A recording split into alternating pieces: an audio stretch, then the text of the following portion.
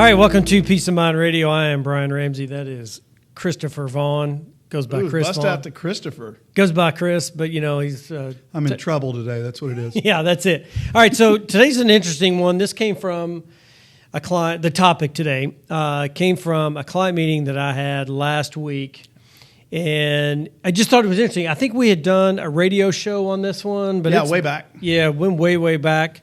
So today we're talking about cash. What to do with cash? That's always a question. I've got some cash sitting around. What do I do with it? And there's lots of information we need in order to give you advice on what to do with cash, right? Yep, that's so that's kind of what we're going to talk about. Now, are there more than the three that we're going to talk about? Yes. There are more situations that come up, but we're just going to tackle the three main ones. We we talked about this before and said kind of one of the three main topics that we often hear when it comes to cash. That's what we're talking about today. But by the way, if you are listening to the podcast and you have questions and you want to talk to us, which we don't ever do, it's 502. We do it, but we don't give the number out. That's what I was talking about. There it is. Yep. So 502-200-5210 is the number to reach out to us. If you got questions, you want to come in and see us, feel free. We don't charge for a preliminary meeting or whatever. Feel free to come in and have a sit down with us. We'd love to meet you. And just for fun, while we're on that topic, we kind of shanghaied our producer today. We did. So he's kind of learning the ropes. And when you were giving out the phone number, let's see if he put the phone number on the screen. Did he realize how to do that? You doing all right back there, Mr. Producer? I'm doing fine, but no, I forgot to put that. Yeah. And I think we put a little camera on him. Yeah, he's got a camera he can put on himself so he can wave there. So. I can. I'm not going to. Not going to. He's not going to. All right. All right, so let's get started. All right, so cash. We get this question all the time. I've got cash sitting around. What should I do with it? Let's first talk about checking and savings accounts, right? Because that one comes up, and they go, somebody will come in and say, typical situation, what happened last week. Client comes in and says, hey, I've got cash sitting in my checking account or my savings account. In this case, it was a savings account. What do I do with it? And we first said, well, do you need it? Right? Does it have a purpose? What are you trying to do with it? What questions do you ask to try to find out, like, is this really money that can be invested or is this money that needs to stay cash? The first thing that I do is I use a little analogy with clients to kind of help them understand what cash's purpose is, what the purpose of checking and savings at the bank are, your traditional stuff. And the way that I phrase it is a checking account is like an intersection on the road. It is how you direct the cars to get where they're supposed to go, where to turn, when to go straight, so on and so forth. But what happens if you stop a car in the middle of the intersection and you leave it there? It's a matter of time until you have a wreck. So you just have to remember with a checking account that it is designed to direct money in the right place. It is not a storage area.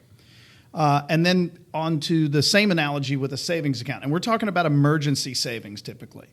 It's like a parking lot. I don't know where to put it yet. So I don't know where I'm going in my car. So I park the car so that I'm not burning up gas and beating up on the maintenance until I know where I want to go. But once I know where I want to go, you don't leave the car parked. So I kind of have that conversation with them, and that helps determine, okay, I need to keep this money on the side for a reason, or you know what, I just don't know what to do with it yet. And then that usually starts to answer that question. Yeah.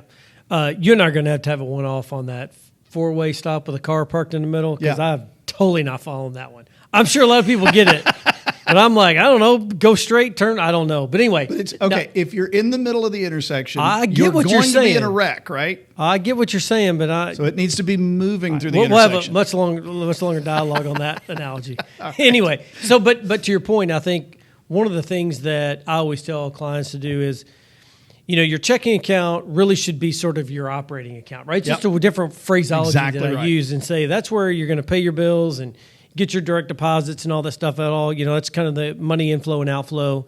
And really that balance can really be whatever you're comfortable. I've got clients that'll tell me when we're having this conversation, they'll keep $1,500 in there. Well, that would drive me insane. Absolutely. If that's all I left in there. But then I had a client back years and years and years ago that kept, at one point he kept 7 figures in there. But that was it was in the checking account. Yeah, it's a long story. He had set that as a goal. I know it's a weird story, but it's really whatever you feel comfortable. Yeah. Knowing that money goes out throughout the month, but then, a couple times a month you get deposited right back. So just whatever you feel comfortable. A savings account is not part of your operating account, right? This is money you're going to put in the bank that is not going to draw any interest, right? But it's it's there for emergency purposes, right? But I know sometimes you hear 3 months, 6 months worth of expenses. There's no right answer there. There's not. And I will tell you that I keep more than 6 months worth of expenses in there, right? That's my comfort level though, right? So everybody has a comfort level. So it could be $2,000. It could be $20,000. It's totally up to whatever makes you feel comfortable. But anything above that comfort level should be put to work. Agreed. Right? Yeah. So the savings account money is not invested. You don't invest it in anything. It's immediately liquid. There's no principal volatility. Yep, you don't get a whole lot of interest on it right now. That's okay. That's what that money's designed to do. Now, anything above and beyond that, put it to work. Put it to work because it's losing value. People don't think about this. They say, well, if it's in my savings account, I'm not losing anything. Well, you're not losing a dollar amount. That's true. But you are losing buying power because inflation is historically much higher, even in low inflation environments, than what the interest is that you're getting on a savings account right now. So you're losing buying power the longer that you set that money in there. Yeah. So what are some of the things that you would talk to a client about if somebody says, "Hey, I've got money sitting there, and I'm a little nervous Nelly about the market, right? But I don't want my cash sitting there earning nothing, which is what you're getting at a bank right now, because we're at what 4.5% inflation rate right now is about what the government says it is. Right. We did a podcast. We did a podcast yeah. Last week about inflation, and the real numbers somewhere 15% or so, give or take a little bit. So if I'm nervous about that, what are some of the things that they can do? Okay, here's a real straightforward, simple one. There is a common, it's easy to find, product out there called a high yield savings. You've got all the same FDIC protections that you have now in a regular savings. You're still not going to make crazy money on them. I mean, the really good ones are paying 0.5%, but that's better than 0.00 something. They are typically not your brick and mortar banks, and you can transfer money back and forth between the brick and mortar checking and that savings. So that's a real easy one up front. I'm a big fan of those. I use those, or I recommend those to clients all the time. The next thing that I would look at, I would ask the client, okay, what are you likely to use this money on? What are some of the things that you've been thinking about? Because that leads to the question of, well, when would that likely occur? I mean, are you talking about, well, I'm going to use this on something that we're going to buy, say, next year? And you and I were talking about that earlier today. There's something that you do with money that you're going to use next year, as opposed to, well, this is going to be for some of our bucket list things that are 10, 15 years down the road. Totally different situation. So if it's a short-term thing like next year, you don't invest that money. The risk is too high.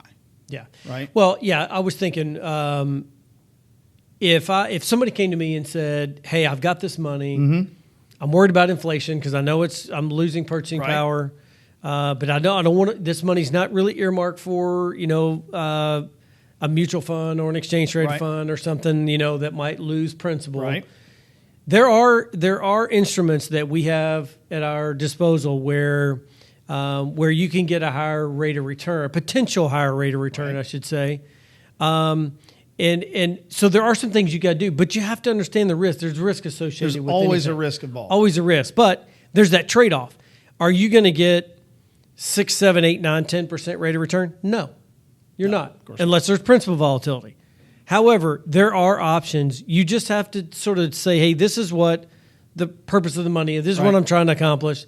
And let a good fee-based financial planner sort of walk you through what the options for your cash is. There are things that are available. Yes. Do some of them come with risk? Yes. Do some of them come with, an illiquid period of time?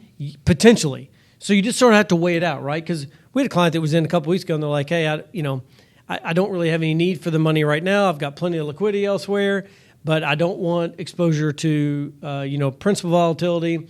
And so we did an instrument that we have access to that limits the principal volatility, but gives them a potential higher rate of return than what they're getting at the bank or in their savings account.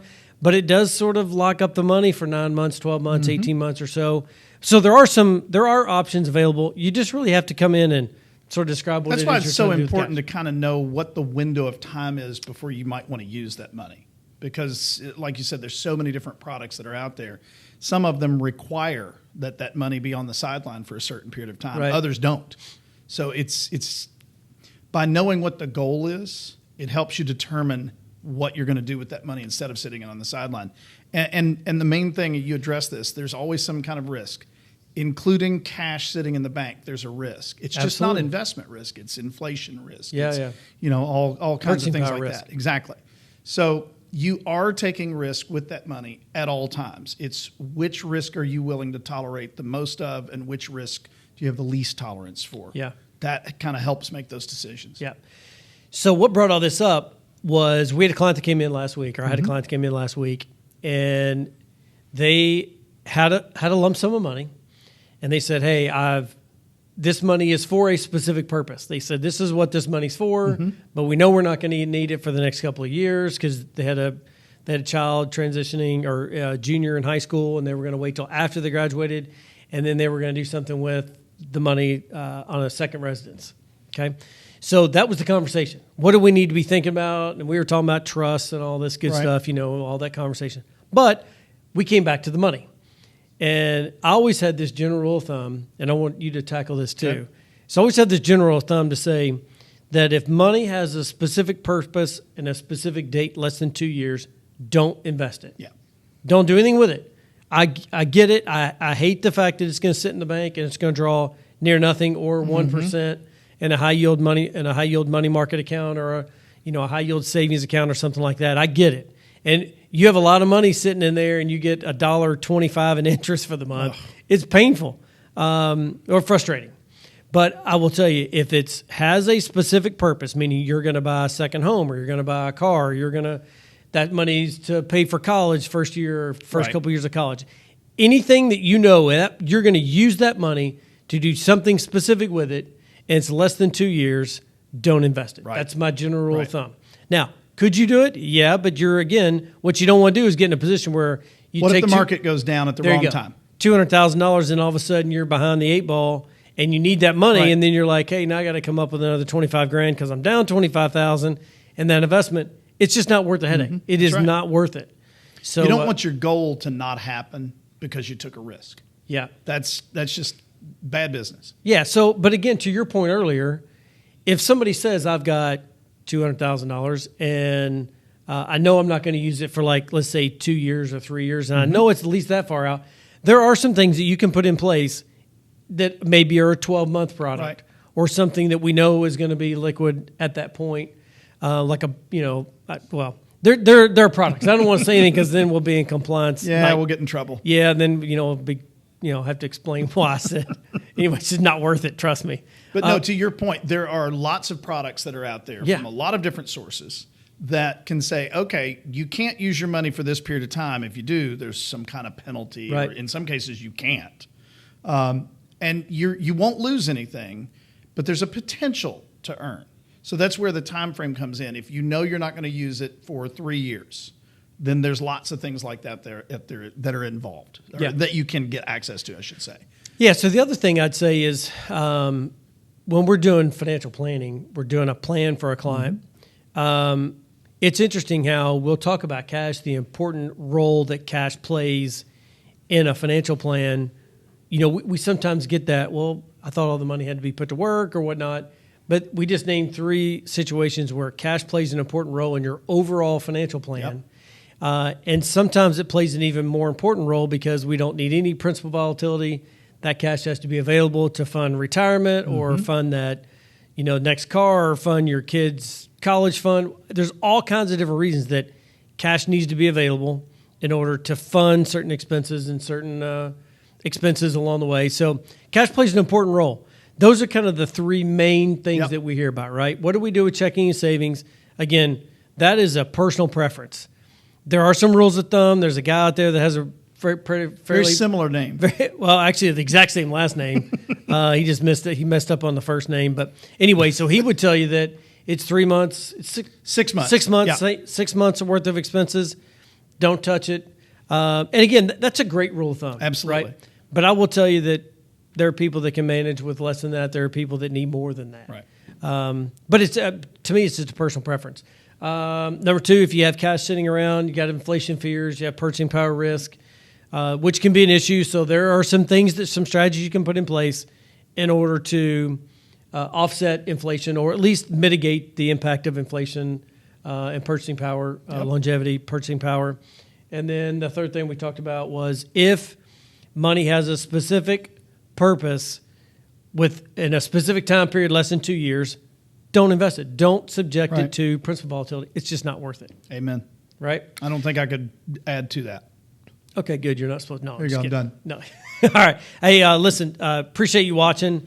If you've got questions, comments, want to come see us, I think Mr. Producer will put our phone number up there. Yep. All right, he's got it. He got that. But the phone number, just in case you're listening on podcast, 502-200-5210. You can call us, come in and see us. We don't charge, if you want to come in, just sit down and chat with us. We don't charge for that.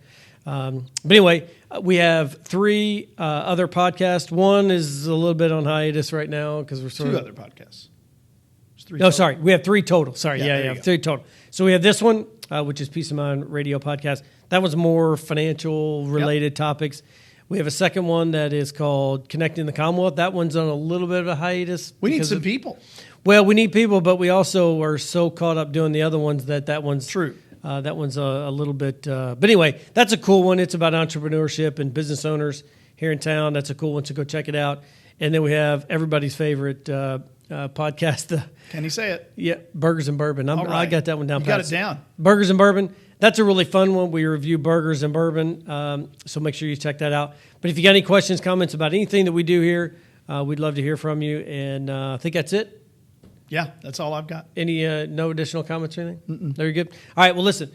Tune in next week. We'll have another edition of Peace of Mind Radio Podcast, and all of our other podcasts are come out weekly. So have a good week, and we'll see you guys next week. Take care. The information given herein is taken from sources at IFP Advisors, LLC, doing business as Independent Financial Partners, IFP, IFP Securities, doing business as IFP, and its advisors believed to be reliable, but it is not guaranteed by us as to accuracy or completeness. This is for informational purposes only, and in no event should be construed as an offer to sell or solicitation of an offer to buy any securities or products. Please consult your tax and/or legal advisor before implementing any tax and/or legal related strategies mentioned in this publication, as IFP does not provide tax and/or legal advice. Opinions expressed are subject to change without notice and do not take into account the particular investment objectives, financial situation, or needs of individual investors. This report may not be reproduced, distributed, or published by any person for any purpose without IFP's express prior written consent.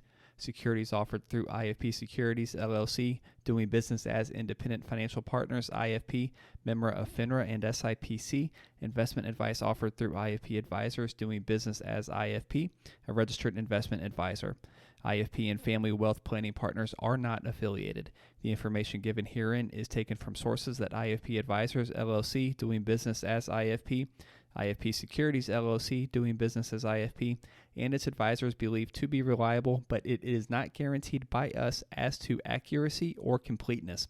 This is for informational purposes only, and in no event should be construed as an offer to sell or solicitation of an offer to buy any securities or products.